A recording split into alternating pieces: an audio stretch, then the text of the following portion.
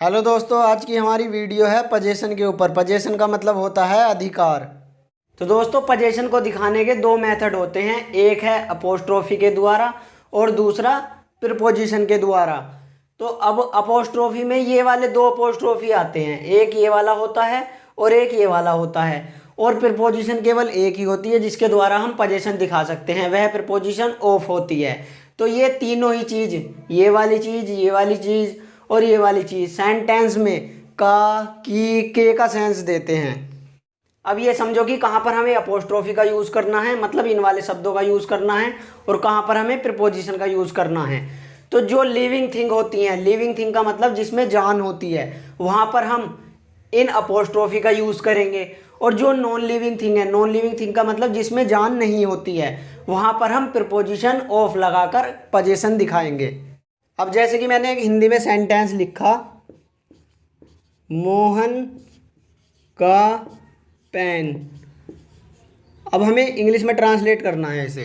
तो सबसे पहले तो हम ये देखते हैं कि यहाँ पर पजेशन अपोस्ट्रोफी के द्वारा दिखाएं या फिर प्रीपोजिशन के द्वारा दिखाएं। तो देखो, मोहन क्या है? मोहन लिविंग थिंग है, मोहन के अंदर जान है। तो यहाँ पर हमें अपोस्ट्रोफी का यूज़ करके पजेशन को दिखाना है। तो मोहन। अब अपोस्ट्रोफी भी दो तरह के होते हैं, एक ये वाला और एक ये वाला। अब ये समझो कि कहाँ पर हमें ये वाला यूज़ करना है और कहाँ पर हमें ये वाला यूज़ करना है। तो जिस चीज़ पर हम पजेशन दिखा रहे हैं, यदि उस वर्ड के लास्ट में एस नहीं आया है तो हमें ये वाला अपोस्ट्रोफी का यूज़ करना है। और जिस वर्ड पर हम पजेशन दिखा रहे हैं उस वर्ड के लास्ट में एस आ गया तो फिर हमें इस वाले अपोस्ट्रोफी का यूज़ करना है। तो मतलब ये हुआ, यदि लिविंग थिंग के लास्ट में एस नहीं है तो ये वाला काम करेगा, और लिविंग थिंग के लास्ट में एस आ गया तो फिर हमें इस वाले का यूज़ करना है। तो इस वर्ड के लास्ट में एस तो नहीं आया है तो हमें इस वाले अपोस्ट्रोफी का यूज़ करना है पजेशन दिखाने के लिए। तो ये हो जाएगा मोहन्स पेन, मोहन का पेन। अब जैसे मैंने बोला हिंदी में लड़कियों का हॉस्टल, तो इसे मुझे इंग्लिश में ट्रांसलेट करना है, लड़कियों का हॉस्टल। तो सबसे पहले तो लड़कियों की इंग्लिश आ जाएगी जो कि गर्ल्स हो जाएगी। अब तो ये क्या है? ये लिविंग थिंग है, इनके अंदर भी जान है। तो अब देखो, ये वाला लगाएं या ये वाला लगाएं। तो इस लिविंग थिंग के लास्ट में एस आ गया तो अब हमें इस वाले अपोस्ट्रोफी का यूज़ करना है। तो गर्ल्स, केवल ये लगा दो, गर्ल्स हॉस्टल, लड़कियों का हॉस्टल। देखो, ऐसा इसलिए होता है, अगर मान लिया इसे हम ऐसे लिखते, गर्ल्स हॉस्टल, मतलब कि अगर हम इस सेंटेंस में ये वाला अपोस्ट्रोफी यूज़ करते तो जब हम इसे बोलते तो ये बोलने में अच्छा नहीं लगता, क्योंकि दो बार ऐसा आ गया। एक तो गर्ल्स में आ गया, ये आ गया यहाँ पर, और एक एस ये वाला आ रहा है। तो जब हम बोलेंगे तो क्या सेंस आएगा? देखो मैं बोलता हूँ, गर्ल्स हॉस्टल। तो जो यो है एस, एस बोलने में लंबा खींच रहा है, जिस वजह से सेंटेंस की ब्यूटी ख़त्म हो गई बोलने में, सेंटेंस अच्छा नहीं लगा बोलने में। और मैं पहले ही बता चुका कि जो शब्द ग्रामर की सुंदरता को ख़त्म करता है उसी शब्द को ग्रामर से हटा दिया जाता है। तो ये जो है दो बार एस आने की वजह से अब हमें यहाँ पर ये वाला एस लगाने की ज़रूरत नहीं है, केवल ये वाला अपोस्ट्रोफी लगाओ, सेंटेंस सही हो जाएगा। गर्ल्स हॉस्टल, लड़कियों का हॉस्टल। अब हम ये देखते हैं कि कब हमें इस वाली प्रीपोजिशन का यूज़ करना है पजेशन दिखाने के लिए। तो मैंने हिंदी में लिखा, कुर्सी की टांग। हमें इसे इंग्लिश में ट्रांसलेट करना है,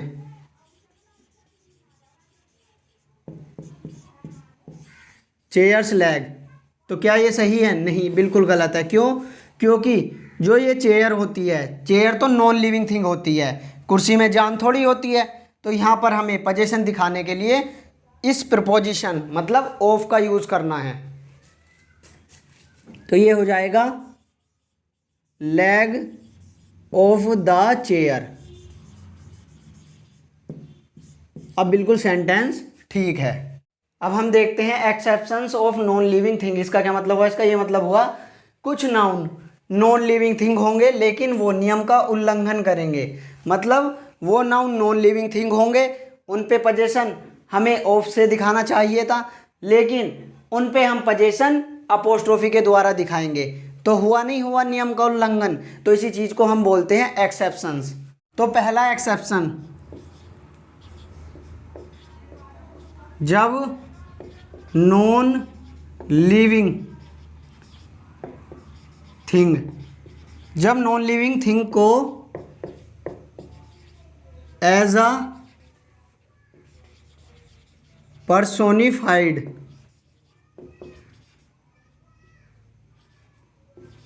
माना जाए,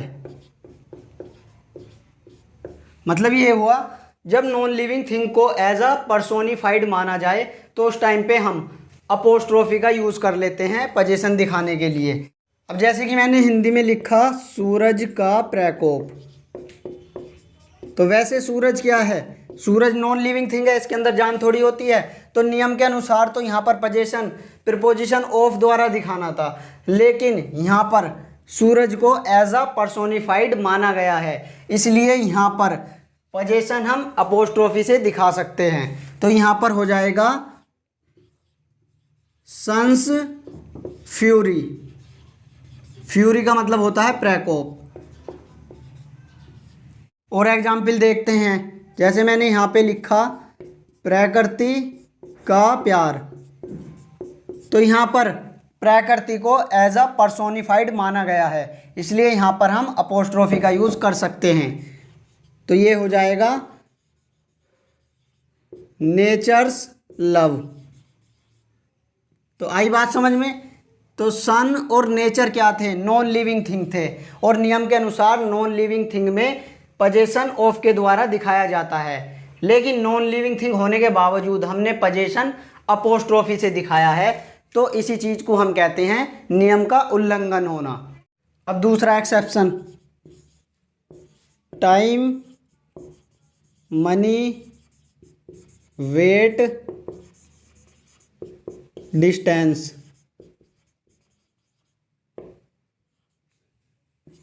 इन सभी की यूनिट के साथ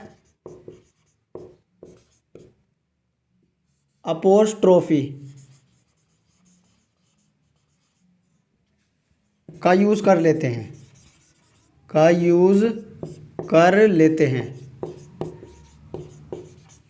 क्या मतलब हुआ इस चीज़ का, इसका मतलब ये हुआ, वैसे तो time money weight distance non living thing है, लेकिन इनकी यूनिट के साथ अपोस्ट्रोफी का यूज़ कर लिया जाता है। जैसे कि मैंने लिखा 2 दिन की छुट्टी,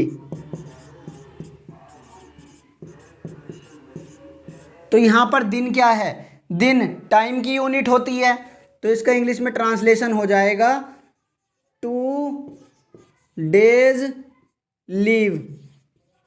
आ गई बात समझ में कि यहाँ पर टाइम की यूनिट का यूज़ हो गया। टाइम की यूनिट मतलब एक तरीके से दिन, समय की यूनिट ही तो हुई, टाइम की यूनिट ही तो हुई, तो इसलिए हमने डे पर अपोस्ट्रोफी का यूज़ कर लिया।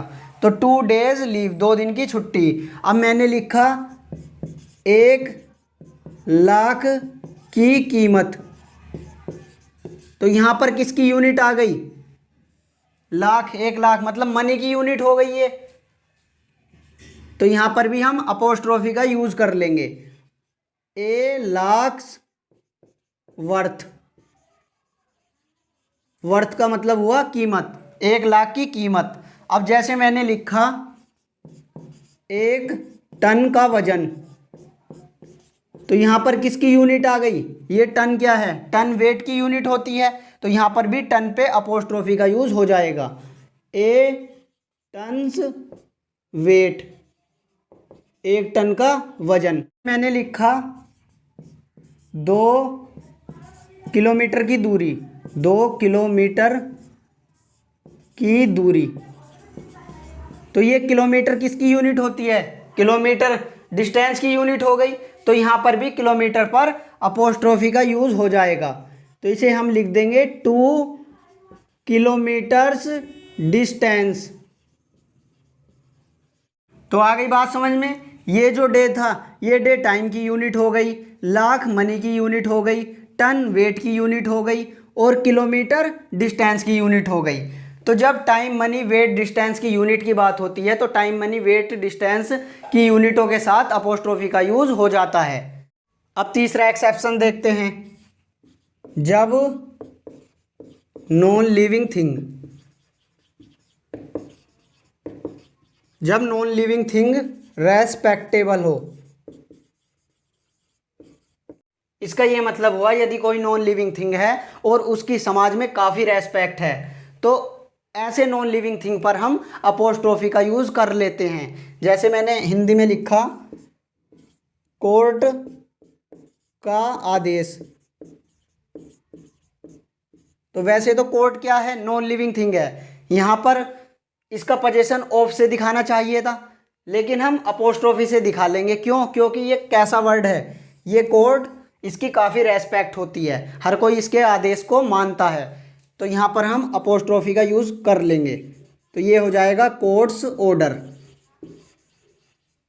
अब चौथा एक्सेप्शन, जब नॉन लिविंग थिंग, जब नॉन लिविंग थिंग काफ़ी हैवी हो, काफ़ी हैवी हो, तो जब नॉन लिविंग थिंग काफ़ी हैवी होगी, हेवनली ऑब्जेक्ट होंगे, तो उस टाइम पे हम अपोस्ट्रोफी का यूज़ कर लेंगे। जैसे मैंने लिखा यहाँ पे हिंदी में पृथ्वी का वातावरण, तो इसे हमें इंग्लिश में ट्रांसलेट करना है। तो पृथ्वी भी नॉन लिविंग थिंग थी, तो नियम के अनुसार तो प्रीपोजिशन ऑफ से पोजीशन दिखाना चाहिए था, लेकिन यहाँ पर भी अपोस्ट्रोफी का यूज हो जाएगा। क्यों? क्योंकि पृथ्वी क्या है, पृथ्वी काफ़ी हैवी ऑब्जेक्ट है, हेवनली ऑब्जेक्ट है, काफ़ी बड़ा ऑब्जेक्ट है, तो इसकी इंग्लिश हो जाएगी अर्थ्स एटमॉस्फेयर। दोस्तों एक कॉन्सेप्ट और सीख लो यहाँ पर, अगर आपको ये वाले वर्ड दिखाई देते हैं कहीं पर, नोबडी एल्स या फिर समबडी एल्स या फिर एनीबडी एल्स,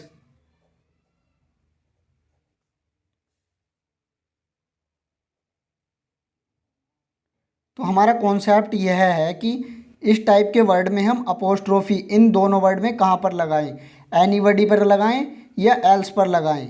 तो ध्यान रखना है, हमें हमेशा अपोस्ट्रोफी एल्स पर लगाना है, ना कि इन शुरू वाले शब्दों पर, जैसे कि नोबडी पर, समबडी पर या एनीबडी पर, इन पर नहीं लगेगा। कहाँ पर लगेगा apostrophe?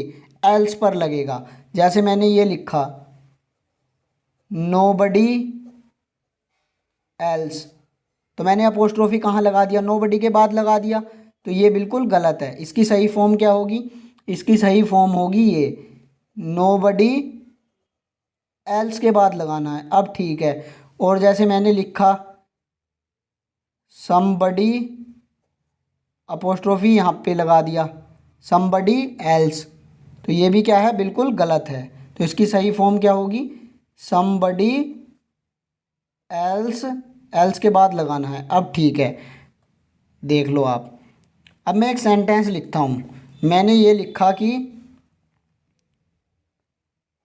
I obey your orders and nobody else. तो ये सेंटेंस बिल्कुल ठीक है। सेंटेंस का मतलब हुआ मैं तुम्हारे आदेश मानता हूँ और किसी के नहीं। तो ये हमारा कॉन्सेप्ट था। तो दोस्तों आज हमारी नाउन की क्लास ख़त्म हो चुकी है। हमने नाउन के सारे टॉपिक पढ़ लिए हैं। अब हम प्रोनाउन शुरू करेंगे। और यदि दोस्तों वीडियो पसंद आई तो वीडियो को लाइक कर दीजिए और अपने दोस्तों में शेयर कर दीजिए जिनकी इंग्लिश थोड़ी सी वीक है। इतनी आसान भाषा में बनी हुई इंग्लिश उनके भी समझ में आ ही जाएगी। और यदि चैनल पर नए हो तो चैनल को सब्सक्राइब कर लीजिए ताकि आने वाली वीडियो आपसे मिस ना हो। तो मिलते हैं नेक्स्ट वीडियो में, तब तक के लिए कीप लर्निंग कीप ग्रोइंग।